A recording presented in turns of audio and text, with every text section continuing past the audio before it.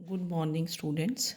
तो इन्वर्टिबिलिटी में जो आपकी नेक्स्ट एग्जाम्पल मानो या थ्योरम है ना, ये है कि if T and S are linear operators on a vector space V एफ। दो ऑपरेटर्स दिए हैं T and S. Linear operators means T is from V to V, S is from V to V. Show that T and S are invertible if and only if TS and ST are invertible. T and S are invertible. T and S are invertible if and only if T into S and S into T are invertible. तो if and only if है. Now first we have T from V to V, S from V to V. They are two linear operators. ठीक है ना, V to V है, V to V है. First suppose T and S are invertible. Invertible means that is T is 1 1 and onto, S is 1 1 and onto. Now to prove is T S and S T are invertible. तो इसमें से हम एक ही prove करेंगे ना, फिर similarly लिख देते होते हैं कि दूसरा भी इन्वर्टिबल है ना। First thing we will show that T S is invertible. Now to show कि TS is invertible, we will show that TS is 1 1 and TS is onto. Now to prove is कि TS is 1 1. तो T S from V to V this is 1 1। तो 1 1 के लिए बहुत बार किया आपने कि we consider T S of x is equal to T S of y, where x and Y they belong to V. T S prove करना है ना, तो T S at x is equal to T S at Y.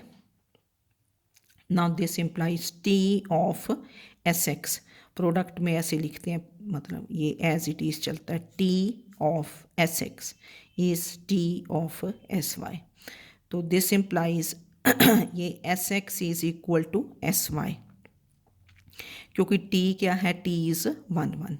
T is reason लिखते हैं ना, because T is 1 1। T is 1 1 means कि T of v one equal to T of v two implies v one is v two. तो therefore Sx is equal to Sy. Now Sc is also 1 1.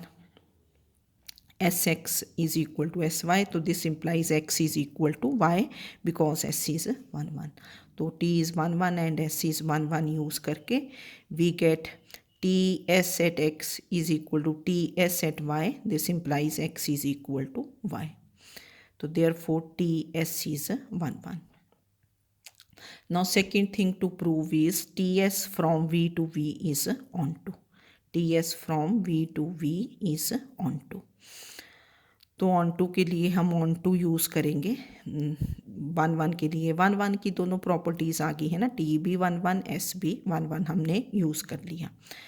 Now since T from V to V is onto, since T from V to V is onto, तो therefore onto के लिए मतलब यहाँ से ना, for y belonging to V there exist x belonging to V such that y is t of x, y is t of x, इसको 1 कर दिया।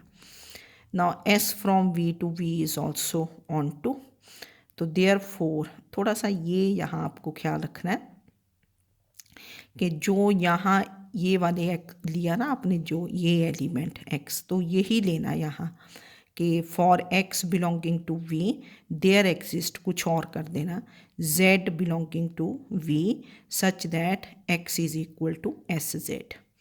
मतलब ये एस जेड आ गया ना, S z is equal to x. अगर s linear operator है तो एस जेड इज x बन गया। तो अगर ऑन टू है तो इधर से x is equal to S z के for x belonging to v, ये जो पीछे वाला इधर x belonging to v there exist z। थोड़ा सा इस पर ख्याल कर लेना। Now we consider T S. अब टी एस ऑफ मतलब टी एस ऑफ क्या लेना, x लेना कि y लेना कि z लेना।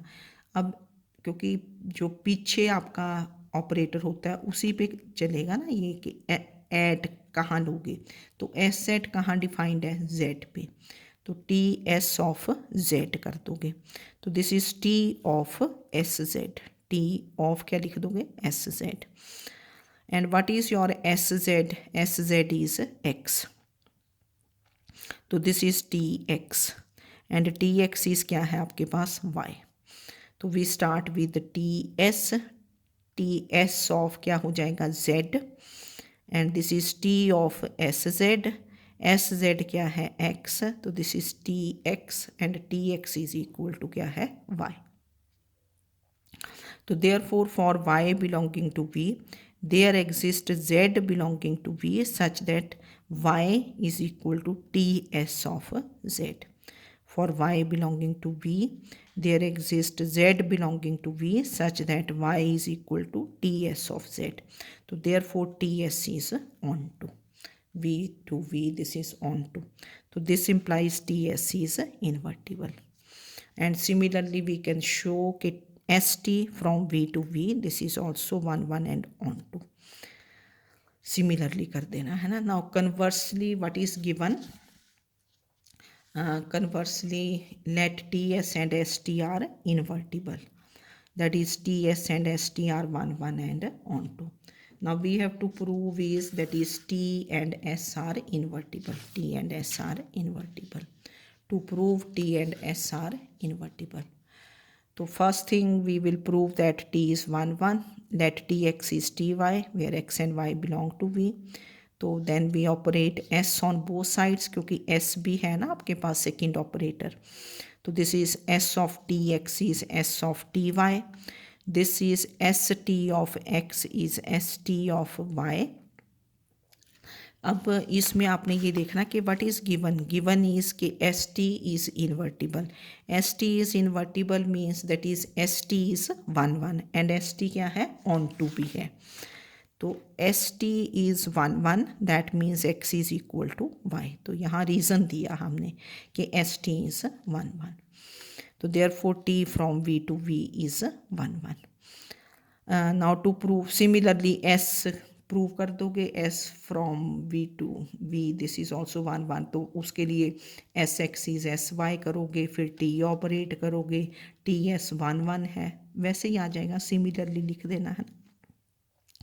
Not to prove T from V to V is onto, तो फिर ऑन टू के साथ स्टार्ट किया कि since T S from V to V is onto, ठीक है ना, ये ऑन टू है, तो therefore y belonging to V there exist x belonging to V such that y is T S of x, y belonging to V पीछे से, there exist x belonging to V such that y is T S of x, and this is written as y is equal to T of S x, this implies y is T of S x, and this is y is equal to t z, क्योंकि आपने देखो पीछे हमने use किया था ना कि S x is Z, ये था ना, ठीक है ना, तो ये